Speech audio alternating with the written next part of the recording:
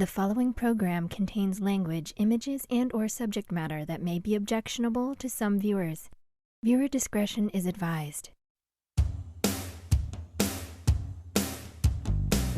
Direct from Albany, New York, it's time for the New Media Zone. With your hosts, Ed and Dave.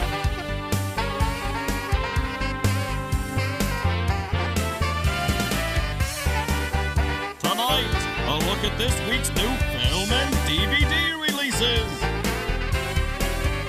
And a chance to win free movie tickets with the poster pairs name.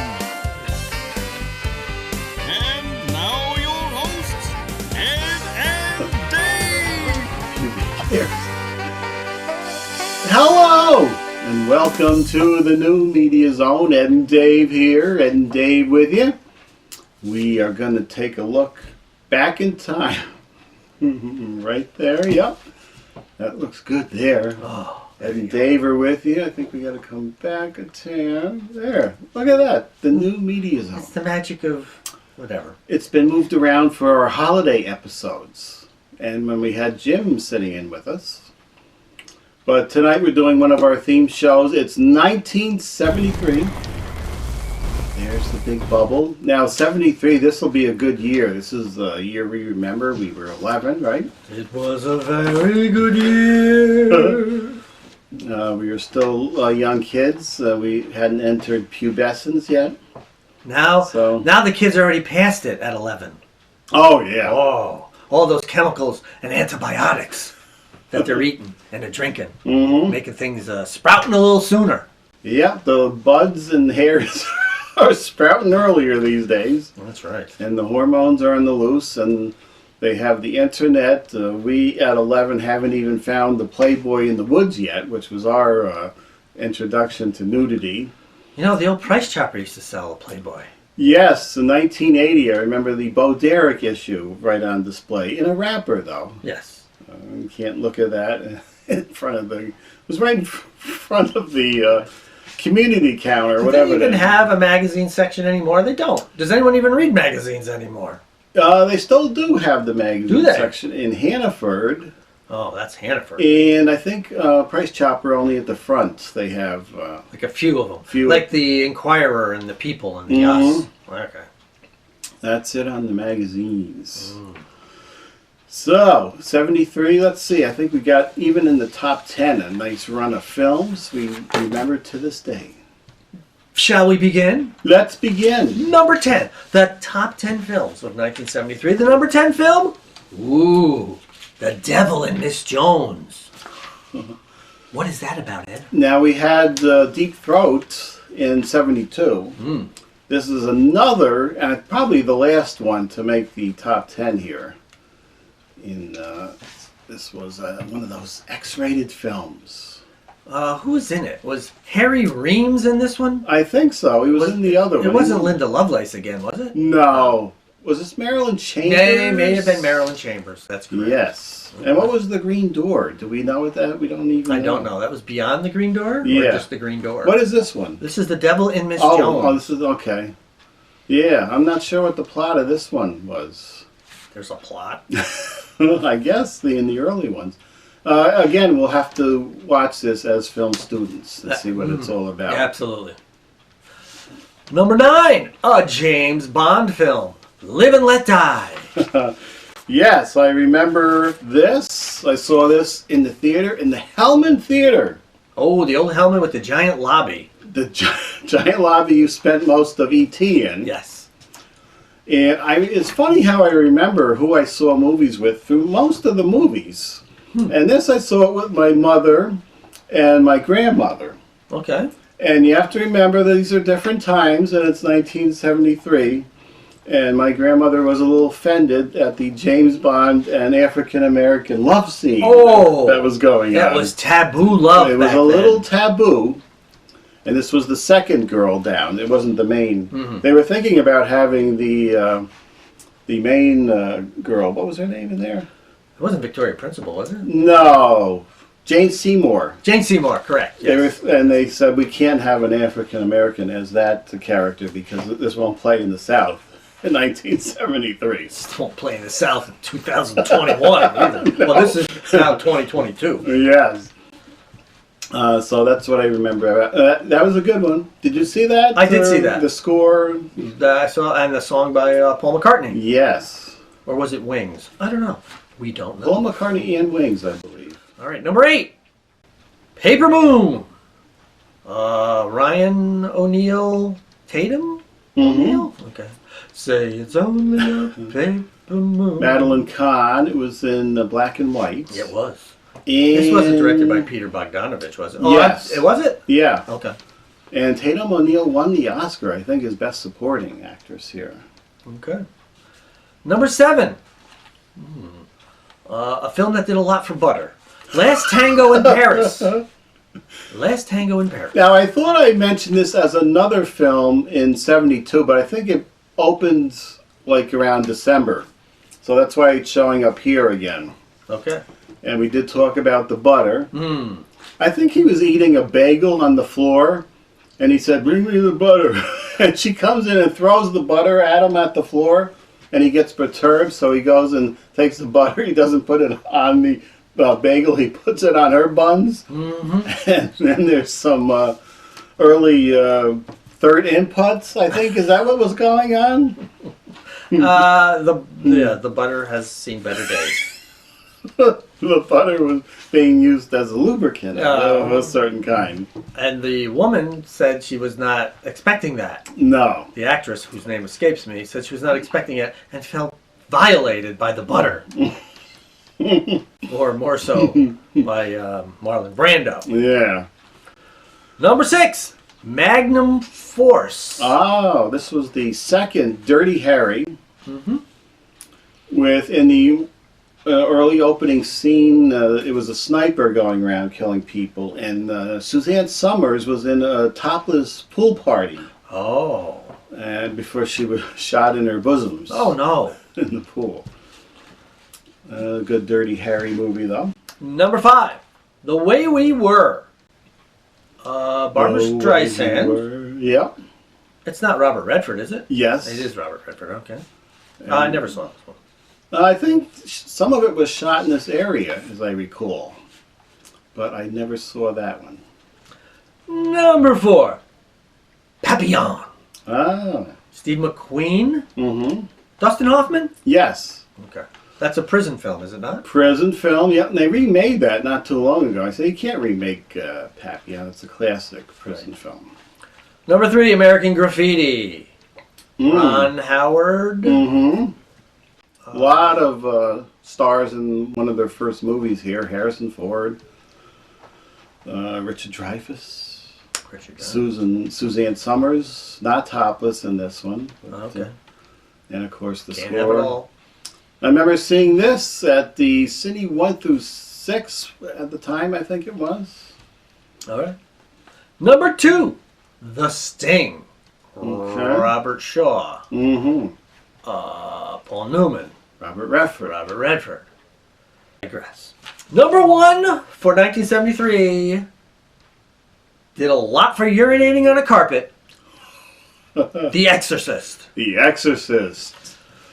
Very creepy Yes. for its time, and even a little bit to this day, I think. Mm-hmm. Some of the scenes were especially near the ending, very creepy. Linda Blair. Who else? It wasn't Lee J. Cobb. Right. And Marcia Mason? No. Who's I don't know who played the parents. Don't recall. Haven't seen it in quite a while, but it was a very good film. Yes, It's Time for Viewing. Came out in December of all things. I remember there's a lot of lines. I like it. There's a lot of quiet where there's no music. It's kind of eerie at the beginning when the dogs are fighting, and there's just very quiet, and then it cuts. Now there are films where the score is famous. Jaws being one, Psycho being another, where it heightens the feeling. My father had always said he preferred films that did not have scores. He liked just the drama of the silence of what was happening, not overshadowed by a score. Interesting. Yes. That's it for the films, Ed. Any mentions? We have, boy, I got quite the list here. Oh, a few. Vault of Horror. Ooh, I don't know that one. That was one of the anthology films with a bunch of stories. Oh, pre-Creep Show? Yeah. Westworld. Yul Brynner? Mm-hmm. Which I did see in the theater, I remember. It was PG, but there's a lot of broads and prostitute robots. They were having Can you say broads, Ed? Isn't that a derogatory term towards females? Well, these were Western. I thought broads was better than whores. Oh. I thought, the prostitutes in the saloon. They were robots, and it was a little adult for whatever we were here, but Blackenstein. Ooh, not to be confused with Blackula. No, but this was another one. Is that part of the blaxploitation films? Yes, it is. And this was a very bad-looking Blackenstein with a weird-looking forehead piece. And he looked a little stocky for a Frankenstein. Oh, Strother Martin. Yeah. A snake movie. Mm-hmm. Yes. They turned the guy from Battlestar Galactica into a snake guy. And Heather Menzies was in it. Oh, God, what a terrible last name. I remember seeing this at the drive-in. And the first scene was very dark, and it was not quite dark out, and it was tough to see what was going on. But that memory is in there. From 73. Oh, How is that still in there? I don't know. Soylent Green. Soylent Green. Charlton Heston. Wait a minute. That's not the one with Edward Robinson, is it? Yeah. Edward G. Robinson? His last film, he died before it came out, I believe. Roger Moses, nah. I saw this in the theater. Wow. It's kind of adult for... What was Soylent Green? Were they eating people? Yeah. Okay. The Legend of Hell House. Never saw it. Am familiar with it. Roddy McDowell. Haunted house film. Battle for the Planet of the Apes. Okay. Do you remember seeing that at the time? No. I think I saw that later. Saw that at the drive-in, the Mohawk Drive-In. The Three Musketeers. Michael York. Mm-hmm. Was Oliver Reed in that? Yeah. Okay. I think Heston, Charlton Heston. He may have been Cardinal Richelieu. Raquel Walsh, I believe. Okay. Who? Raquel Welch. All right. I think, I swear, I'm not positive on this one, but I think I saw this in the theater. A Christmas time movie. Spent a lot of time in the theaters, Ed. I did, and this was when it started, 73. Except for Pee Wee Herman. Sleeper. Woody Allen? Mm-hmm. This is where he goes into the future. He's in the future. And he dresses up as a robot. Okay. Flesh for Frankenstein. Ooh, don't know that one, but it sounds good. This is the Andy Warhol. Oh. We were just talking He about did a Dracula one. Yes, that's just coming out on Blu-ray. This is the Frankenstein version.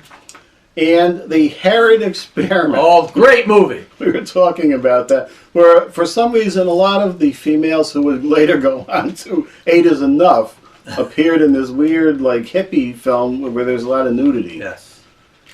So we saw young Susan, I think, was one of them. There was a lot of, I think, male frontals as well. Yeah, I think Don Johnson was in this, wasn't he? Wasn't Tippi Hedren in this? Yeah, she wasn't nude, though. She No. was the teacher, I Right. think. She taught people how to be nude You're right.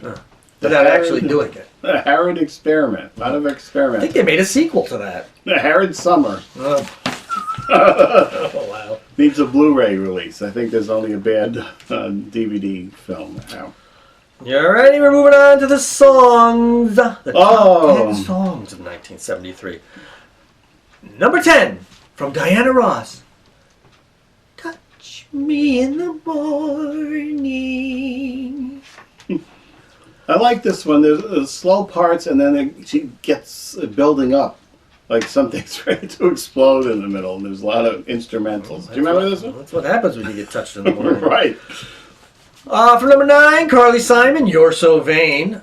Have we determined who that's about yet? It's supposed to be... Is it Warren Beatty? Is it James Taylor? Who the hell is it? Yeah, I remember she was on Howard Stern, and she was going to tell him off camera who this person was or if it was two people. And she told them, and somebody called up like a couple months later and asked who it was, and he forgot who it was. So All it right. couldn't have been all that exciting, I guess. Number 8. From the fifth Beatle, Billy Preston. Uh, Will it go round in circles? he was on the early Saturday Night Live as a musical guest, which would not be for 2 years after That's this. correct. Almost joined the Beatles. Well, was recommended to be joining the Beatles by John Lennon. He brought up that, and then Paul McCartney basically shot that down by saying, 4 is enough, these 4 personalities. Did he pop up in that Yes. thing? Yeah, they had him on, Special. because he did play on their Let It Be album. Number 7, from Elton John, Crocodile Rock. A song I liked at the time, but now hate. Little annoying with what is that musical instrument that the thing? I don't know. It seems like there's an odd thing that Yeah, I don't know grates what it on is. you a little bit. Number 6, Why Me, from Chris Christopherson. Don't recall that one. I was going to look that up because I don't remember what that is. Number 5, My Love, Paul McCartney and Wings. Only my love does it good to me. Whoa, whoa, whoa, whoa, whoa, whoa, whoa, whoa. Now, what album was this on? This wasn't Band on the Run, was it? I'm not a big McCartney And fan, it but I don't wouldn't be think it was. the Live and Let Die would be on the soundtrack album, so they weren't related here. Yeah, I don't know if it's on Band on the Run. I could check with my brother. Number 4, Let's Get It On by Marvin Oh. Gaye. Ooh, imagine if Marvin Gaye and Diana Ross had a duet gone, Touch Me in the Morning and Let's Get It On. Let's Get It On. Still heard all the time. Anytime something sexy's going on in a commercial or a TV show, let's get it on. Let's get it on. Number 3, from Roberta Flack, Killing Me Softly. Is it Killing Me Softly, or is it Killing Me Softly with his song? What do You got Killing Me Softly with his song. Huh. I don't know if that's the real title or not. That's what was taken from the official breakdown. Then that must be the name of the song. That was a little slow song. Not as slow as that other one, The First Time I Ever Saw Your Oh. Face. But it's in that category. Number 2, a song that is not that slow, Bad Bad Leroy Brown by Jim Croce. That is one of the first singles I ever bought. Is it? Yes. Do you remember any of your early singles? Would they be here? Of course you were buying singles. That's what we did at the time, right? I had Bad Bad Leroy Brown. I don't know when the Hudson Brothers had a song called So You Are a Star. I don't know what year that was. That must have been later than that. Mm. But there were a lot of Beatles singles, so my brother was buying Beatles singles. I don't remember singles that I was buying. And the number 1 song from 1973, this is horribly disappointing. Tie a Yellow Ribbon Round the Old Oak Tree. Tony Orlando and Dawn. That was another one I had, a single. I don't know. I don't know. I remember they had the 333 on it or whatever, 315. Yeah. The time, the running time. I thought that was the time it was going to play on the radio. I was like, geez, it's not on here. All right. You have any honorable mentions? Oh, yes. The night the lights went out in Georgia. Vicki Lawrence.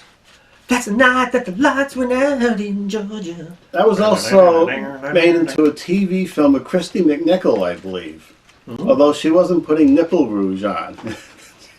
Remember Two Moon Junction? I do love that movie. That's a good... Two Moon Junction. That needs to be put on Blu-ray. I don't think it's on yet. Brother Louie. You'll know this song. Stories, we don't know who them anymore. Okay. She was black as the Oh, night. okay. Louie was whiter than white. Wow, that's rather right out there. And then this one was out there. Half-Breed. Half-breed. That's all I got. That's Cher, right? Cher, yeah. The Morning After. Oh, that's not Maureen No, McCormick. That's Brady Bunch. Maureen... McCormick. McGovern. Oh, I got the Mick part. And which film did this pop up in? Wasn't that a drunk Dick Van Dyke movie? No. No? No. What is it? This was the morning after the Poseidon Adventure. It showed up in that? Yeah. What was the movie with Dick Van Dyke where he played an alcoholic? I thought that was in that song. I don't know. Okay, forget it. Monster Mash. Oh, Bobby Boris Pickett and the Crypt Kickers 5. Yeah, this came back as a reissue for some reason in '73. And Live and Let Die. Paul McCartney from the James Bond movie. But that was in our... Wasn't that in... Oh, that was in the movies. Oh, it was in the movies. You're right. Yes. I remember that was one of the first soundtrack albums I got at Kmart. It was Live and Let Die, and it had the song on it, but it also had the score. Okay. And Me and Mrs. Jones. Me, Mrs. Jones. Who did that? Billy something. Billy Paul. Billy Paul. We got a thing going on. Me and Mrs. Jones. I just can't help staring at that Jerry Lewis poster. Hardly Working. Oh, God. I had no idea I had the Hardly Working poster when we were doing 1981. We were talking about how the poster was even offensive, Right. and little did I know it was in that other room as I started going through there the other day. And one more, Love Train. Oh, The yeah. OJs. Yeah.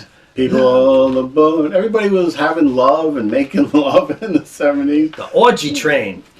Little do we know how bad music was going to go downhill. When we have to do some of the recent years, when we do some of our other shows, because if there's one song we know from 2015 or whatever, it'll be amazing. 2020. 2000 on. I'm saying. Yeah. All right, here we go with the top shows from 1973. Number 10, Cannon. That's CBS from William Conrad. Never watched it then. Not even the theme did I watch. Some shows I just watched the theme, but I wouldn't watch that until I retired, and there's nothing on at 3 o'clock. Except for Cannon. Cannon is Or on. Mannix or something. Mm-hmm. Number 9, The Mary Tyler Moore Show. Did watch that. That was the big Saturday lineup. You didn't like... I didn't. You didn't like Mary, but you liked the other characters. Like who? Phyllis and Rhoda? And... No, you didn't like them. You liked No. the newsrooms people. Ed Asner. Oh, yeah, I liked Ed Asner's character, Lou Grant. I liked Slaughter and Ted. Yeah, they were good. Number 8, The Sonny and Cher Comedy Hour. And upon their divorce, The Sonny Show and The Cher Show. Mm-hmm. But this was them combined. Yeah, this was nice when they were together and they brought out little, what was it, Chastity? Yeah. Little did we know she would become Chaz, right? Chaz later on, who pops up on like American Horror Story and is pretty good as an actor. Number 7, Kojak. I didn't watch that then nor yet. Who Loves You, Baby? No. Was that entertaining? He just sucked on a lollipop, right? I remember seeing a few episodes. I don't remember how much I really liked it, but I Yeah. watched it a few times. Number 6, Maude. No, nothing about B. Arthur, especially that photo that he's showing right now. That's probably the most entertaining. If you're seeing it cropped, but trust me, there's more to it. Every time I try to get away with one more pixel of a nipple there, but You got to be at that limit. it's it's a painting though. It should be able to be shown. It's an artistic work of the human body. Okay, but it's You didn't like but it's Maud. B. Arthur. No, I didn't like B. Arthur. Yeah, I liked Maud, and then Adrienne Barbeau would come on once in a while, you know, as a young preteen. All right, number 5, Hawaii Five-0. The original. Yeah, that one I did like the theme and would play that, and then I turned it off. It seemed a little adult, I guess, what was going on, and he had no personality, and his hair... Jack Lord. Yeah, and his hair didn't move, and his face didn't move, But he owned the show, so he could retire after he did it and just stay in Yes. Hawaii and live off that money. Number 4, MASH. A show that Okay. lasted many times longer than the actual war that it took place in. Well, this was still the good years when I believe Frank Burns was still on it. When did it start? 72? Yes. So it around went to there. 82, didn't it? Yep, 83 83, okay. with the movie, the last. Number 3, Sanford and Son, Red Fox, Damon Wilson. I did watch this frequently. This was on Fridays for most of the run. I remember coming home after a hard day of 5th grade and watching Fred and his antics there. Number 2, The Waltons. It was. The first couple seasons we watched that. I did watch a little bit. Grandpa and Grandma were always entertaining. Now, I don't think I mentioned this on the show yet. Uh-oh. Did you know that Will and Ellen were both gay? No, I did not know. I mean, no. Will Geer Will Geer, and Ellen Corby? yes. They were of that ilk? Yeah. I did not know this. I did not. He was an early advocate for gay rights. That doesn't make him gay. It just makes him an advocate. Well, that's. I don't know what story popped up that this was revealed. But Okay. I don't think I knew it till just then. There's no significance to it. Ed. No, but I always liked them, and Right. Fine they actors. played a great married old couple. Little Right. did we know what was going on. Would you have not watched it if you had known they were? Oh no, Okay. but it's just an interesting fact. Would you now look at them differently? Oh no, I always liked Will Geer. Yeah, I like them too. I like them both. They were good in the They show. were the highlights. I thought they were the best characters of the show. Yes. And the number 1 show of that year, All in the Family. Oh, All in the Family. Now I watched that from day one, and there was some very adult themes and things going on, but they didn't affect us They as went kids. over your head. No, Oh, they didn't? They stayed there? You caught all of those Most references? of the references Yeah. I think we got, Okay. and we knew. I think even as kids that you don't go around calling people in the schoolyard the things Archie was doing. You know, he was kind of ridiculous, but we enjoyed the show. Okay. A little hungry here at the end of the run, but a couple minutes left. What's your honorable mention? Oh, I got a few others that were bubbling outside here. All right, what are they? $6 Million Man. Not a bad show. Did watch some of that. Happy Days, just outside of the top 10 here, just starting. I think those first 2 film seasons. It was Chuck. That's why it was outside the top 10. Yes. Once Chuck was gone, skyrocketed. I actually like the 2 early filmed on film seasons with early Fonzie, not in every episode. And not wearing a leather jacket either. No, not unless he was on his bike. Then he could wear it. That's something. Then he had the tan jacket. Good Times. Saw a little bit of Watched early Good Times. We didn't know Dynamite was going to be hawking. What is he hawking? that. Medicaid. Medicaid now. Kung Fu. Oh yeah, David Cassidy. David Carradine. Carradine. That's it. He was. Kwai Chang Caine. What did they always call him? I don't think we could even say it now. Oh, Chinaman. Can we say that's what they called the character? Yeah. That's not what we. And Gunsmoke still on, although in its death throes here at the right at the Death end. throes. It's hanging in there. So there you have it. 1970. Boy, that was a good time to grow up, though, wasn't Wasn't it though, Ed? Times were simpler then. Very- Blah blah blah blah blah. Oh, so simple. You had no COVID. What was that song? I don't know. I don't know what the hell you're singing. I'm singing The Way We Were. Oh. Scattered pictures of the smiles we left behind in 73. So, 73. Good year. I still implore you all to get your hiney checked. Mm-hmm. Got to do it. Get your heinies checked. And we always said that for the past couple of years, but now we got, please, for the love of God, get your shot, whatever you got to get, the booster, get the shots, and let's get out of the pandemic, because we're going into year 3 Yes. at this point. So we'll see you next time with a more good old time year. Huh? What? Very awkward saying we'll be back with another year next time. The New Media Zone has been a Cable 2000 production.